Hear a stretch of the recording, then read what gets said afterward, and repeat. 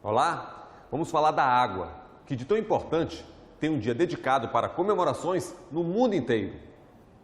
Mas com certeza esse bem precioso, essa riqueza universal é maltratada. Temos escassez, má distribuição, desperdício.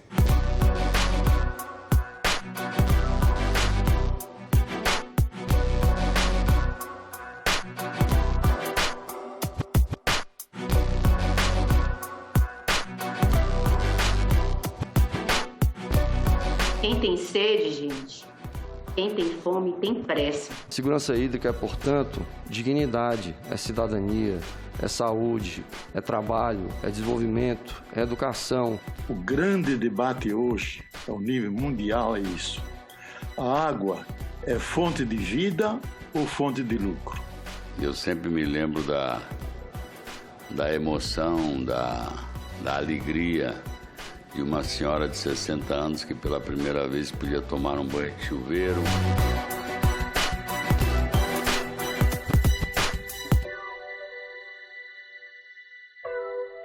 E olha só que interessante, o Brasil tem 12% da água doce do planeta.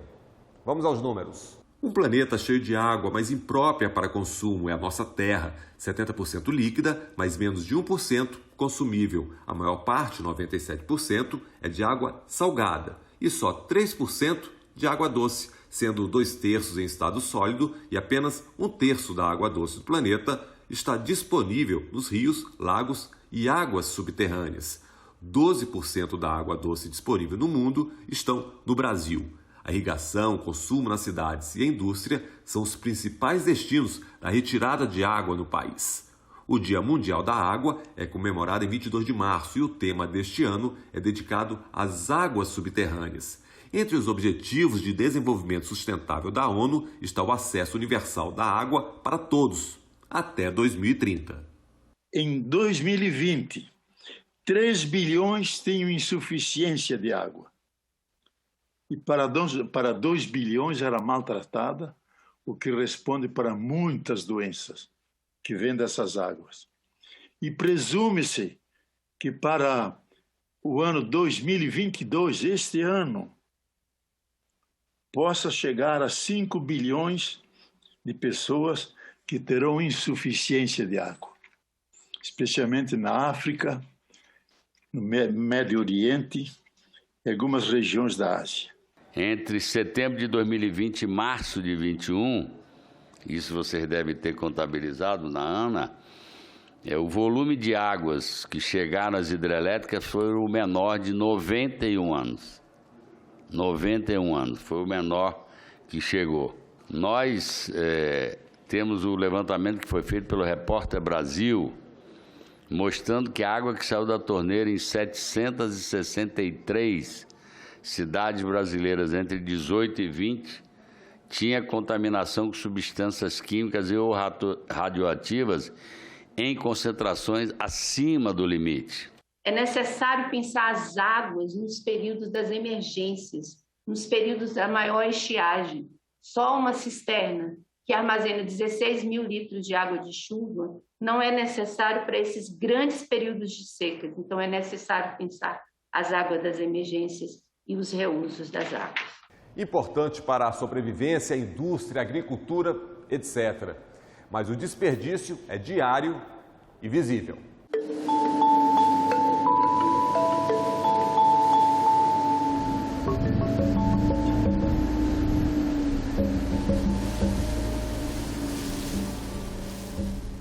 Mas nós temos um problema no Brasil, que nós devemos tomar em consideração. Não temos uma cultura da água. Não temos uma cultura da água. 40% da água tratada no Brasil é desperdiçada. Com essa água desperdiçada, daria para atender toda a Suíça, toda a Bélgica, parte da França e todo o norte da Itália. Só com a água desperdiçada, 40%. Lavamos os carros, lavamos as ruas, deixamos canos estourados por meses inteiros. Então, o acesso da água potável no Brasil, água doce, ela é precária e às vezes cara.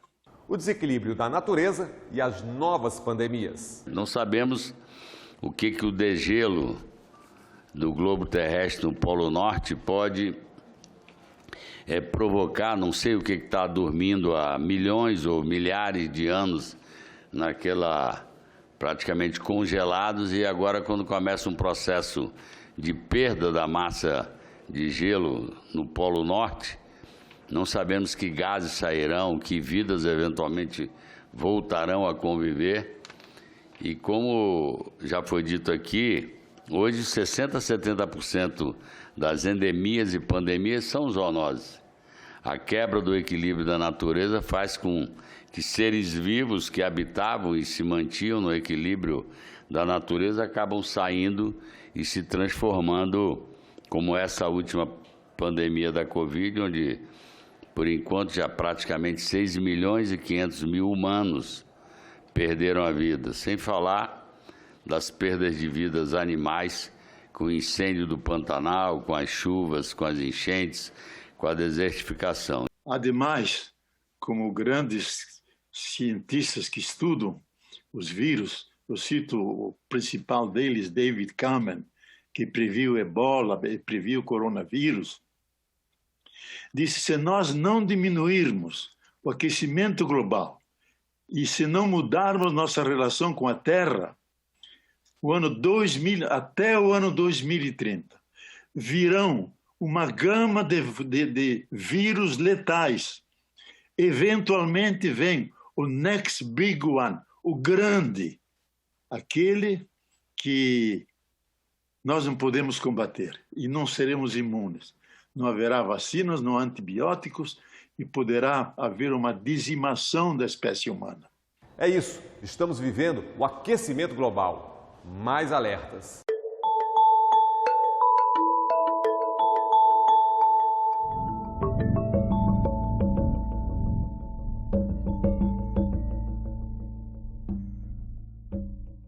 Nós não estamos indo ao encontro do aquecimento global, estamos já dentro dele.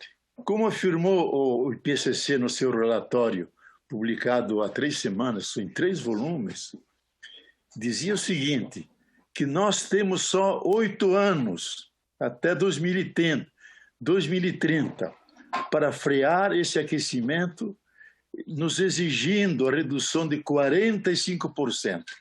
45% das emissões dos gases de efeito estufa. As grandes mudanças do clima da Terra provavelmente estarão além de nossa capacidade de prevenir e elas serão irreversíveis.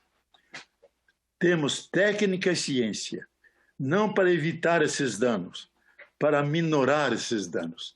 Devemos tomar consciência de que entramos numa nova normalidade, que esses efeitos vão ser muito mais frequentes e cada vez mais graves. Não é seguro que em 8 anos até 2030, possamos reduzir em 54% os gases de efeito estufa. Caso contrário, o clima vai subir 1,5 até 2 graus Celsius. E aí nos dizem os climatólogos que com esse clima, grande parte dos seres vivos não poderão adaptar-se e vão desaparecer. E grande parte da humanidade será afetada. A gente não pode esquecer que a gente está num continente, América Latina e o Caribe, é a região do mundo com maior propensão a desastres naturais. Nós estamos falando de 152 milhões de pessoas afetadas, com várias catástrofes e com muitas predisposições a eventos extremos, como chuvas, cheias, tempestades, terremotos, secas, deslizamentos de terras, erupções vulcânicas, incêndios. E se isso parecia muito distante da nossa realidade do Brasil, a gente tem visto esses fenômenos extremos acontecendo mais constantemente. Grandes secas, grandes enchentes, né? Não preciso ir muito longe. Recentemente, a realidade de Petrópolis está aí. O que fazer? Leonardo Boff fala em emergência ecológica. Manter as florestas em pé, reflorestar as partes degradadas, O movimento do Sem Terra se propôs durante um ano replantar 1 milhão de árvores, 1 milhão de árvores, com os seus grupos. Depois, manter as matas ciliares junto dos rios, porque elas que mantêm a umidade e a fluidez das águas. E é lá onde notamos uma pequena umidade, nas próprias cidades, onde a gente vê uma certa umidade, basta começar a plantar árvores ao redor que, de repente, irrompe uma fonte. E mais do que tudo, nas nossas cidades, que o Brasil tem uma carência enorme.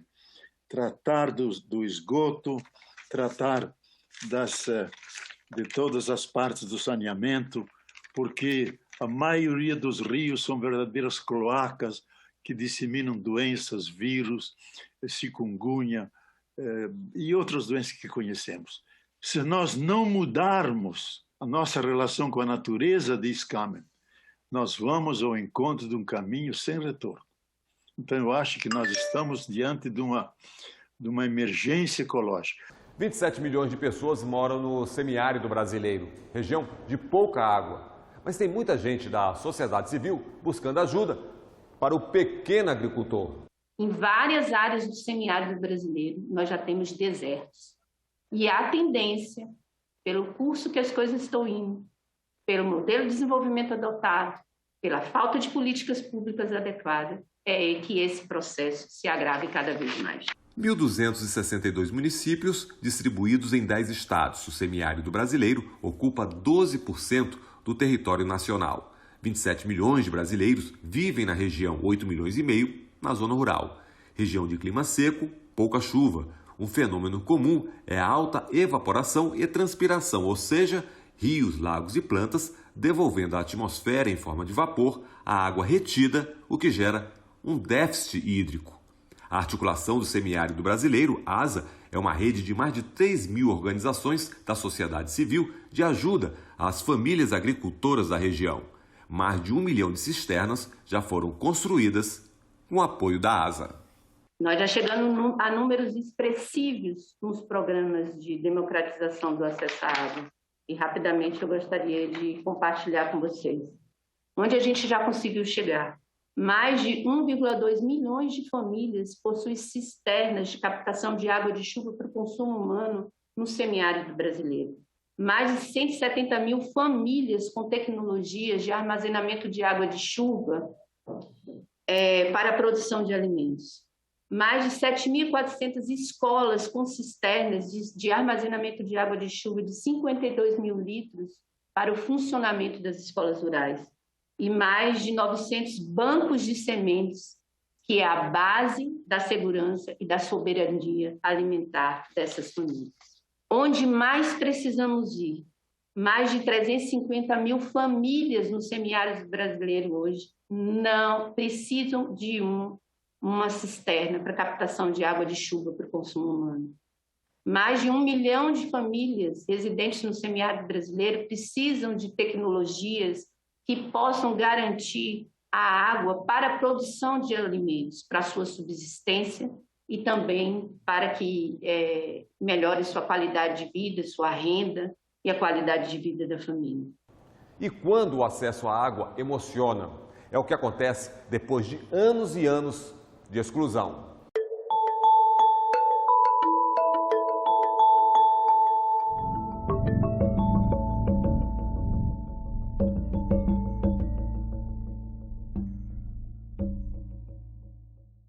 Eu sempre me lembro da emoção, da alegria de uma senhora de 60 anos que pela primeira vez podia tomar um banho de chuveiro, de um outro que pela primeira vez viu espuma de sabão, porque antes a água era salobra e cortava o sabão, de outra que achava que a água da cisterna era água mineral, tal a riqueza de estar com aquela água limpa, que antes ela pegava em açudes a léguas. Então eu acho que, como o Boff já disse, água é vida. Ajuda aos vulneráveis. É disso que estamos falando. E dentro dos grupos mais vulneráveis, as comunidades tradicionais, os indígenas, os quilombolas, os pescadores, as mulheres, as crianças, as comunidades tradicionais. São muito mais impactadas, estão muito mais vulneráveis a esses desastres. E todos esses desastres geram uma situação de extrema vulnerabilidade para essas populações, econômica, vulnerabilidade social, ambiental, política, colocando em risco a segurança hídrica, que a gente está debatendo aqui hoje, colocando em risco a segurança alimentar, colocando em risco a segurança humana e as condições básicas para a redução da pobreza. E um debate sobre a água tem que ter a Amazônia no centro das atenções.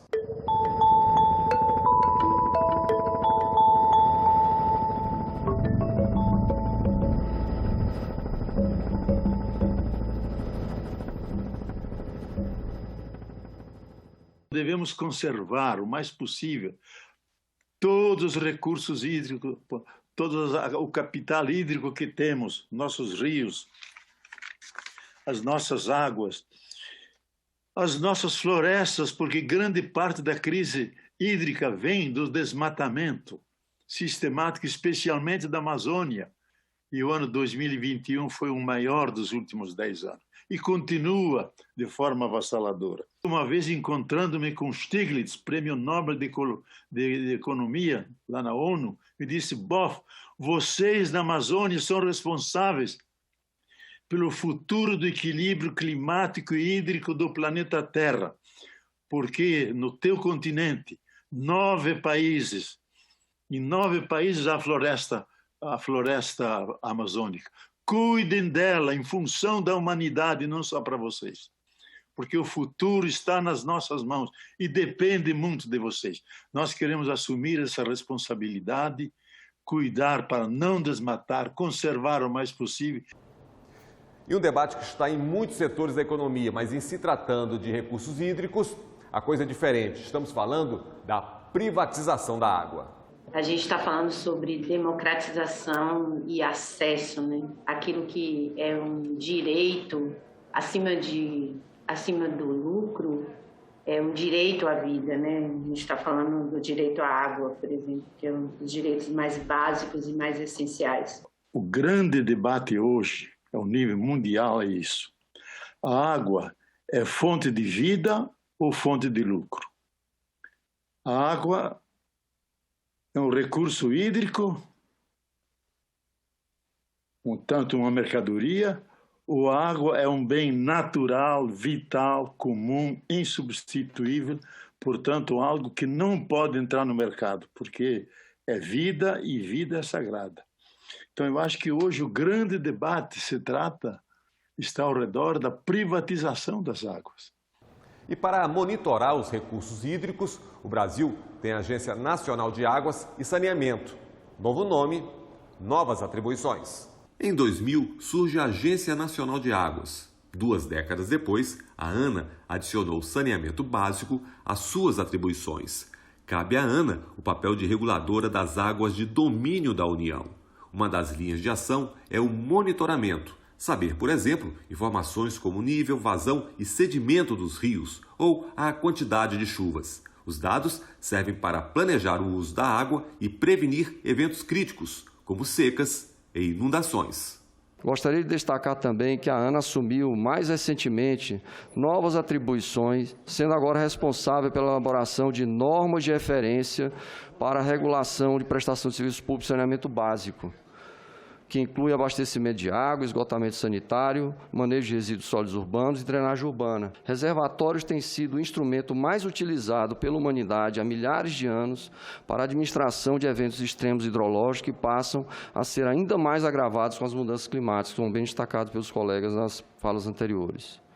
Portanto, com relação à infraestrutura hídrica, a ampliação de reservação é uma necessidade para atendimento aos diversos usos da água e é essencial para o aumento da segurança hídrica e adaptação às mudanças climáticas, permitindo uma melhor regularização das vazões e gestão dos recursos hídricos que favoreça a utilização da riqueza hídrica nacional que poucos países do mundo dispõem.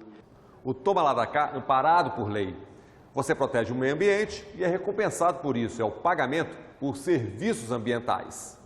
A Política Nacional de Pagamentos por Serviços Ambientais foi aprovada pelo Congresso e está em vigor desde janeiro de 2021.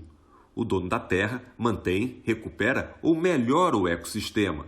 O poder público ou um agente privado nacional ou internacional paga pela conservação ambiental. E esse pagamento pode ser em dinheiro, títulos verdes ou mesmo melhorias sociais a comunidades rurais e urbanas. Dentro desse espírito, a Agência Nacional de Águas criou o programa Produtor de Água para a conservação da água e do solo em propriedades rurais. No Brasil, o programa que utiliza há mais tempo o pagamento por serviços ambientais foi concebido pela ANA, Programa Produtor de Água, destinado a promover a conservação dos recursos hídricos no meio rural, visando segurança hídrica. A metodologia deste programa está disponível para todos os estados, municípios e instituições que queiram aproveitá-lo e a ANA apoia na assistência técnica. A Agência Nacional de Águas trabalha com cenários, previsões para um planejamento. E o futuro aponta para o que já vivemos hoje. As simulações apontam para uma predominância de cenários de diminuição da disponibilidade hídrica, principalmente nas regiões norte, senador Confúcio Moura, e nordeste, senador Jacques Wagner, e de aumento da disponibilidade hídrica associados ao aumento da frequência de cheias e inundações na região sul. O senador Espírito Amin não está mais aqui, mas seria na região dele. Nesse contexto, é necessária a definição de estratégias de adaptação que mitiguem os potenciais impactos sobre os setores usuários de água no país, mesmo considerando o elevado grau de incerteza ainda existente. O desafio posto é adaptar-se aos impactos atuais e futuros ocasionados quer pela variabilidade natural do clima, quer pela possível mudança, a fim de minimizá-los. Segurança hídrica, semiárido com sede, água como direito. Acompanhe.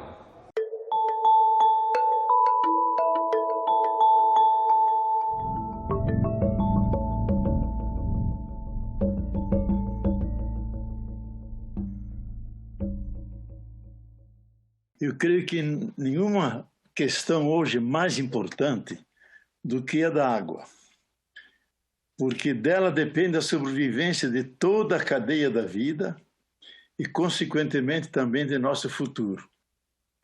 Ela pode ser motivo de guerras para acesso à água potável, como de solidariedade social e cooperação entre os povos. A ONU definiu que é um direito de todos a terem acesso à água potável em quantidade suficiente e em qualidade muito boa para todas as necessidades humanas. Esse aporte o Brasil deve dar por amor à humanidade. Em 2022, a gente ainda tem uma campanha que diz: o semiárido brasileiro tem sede, porque há uma grande política pública de acesso à água está completamente paralisada, porque o Estado brasileiro não tem a vontade política de continuar a sua implementação. E é isso. Queríamos dizer que nós continuamos na resistência, continuamos dizendo que há muito já foi feito, mas há muito ainda a ser feito. E nós entendemos que, mesmo com um contexto tão adverso, é necessário investimentos adequados, políticas públicas adequadas, que levem em conta as realidades locais, as culturas, os modos de vida e o empoderamento dos povos e das comunidades. Segurança hídrica é, portanto, dignidade, é cidadania, é saúde, é trabalho, é desenvolvimento, é educação, pois evita a ausência em salas de aula por motivo de doenças veiculadas pela água. E também igualdade de gênero, porque na medida em que a grande maioria das vezes são as mulheres as responsáveis pelo suprimento da água nas suas casas, tendo que, ainda em algumas regiões do Brasil, como nos interiores do semiárido, carregar latas d'água por vários quilômetros. Todos os dias. Sou nordestino e sei o que é isso. Hoje é tudo mercadoria. E há coisas que são sagradas, não pode. A água é uma delas porque é tão ligada à vida.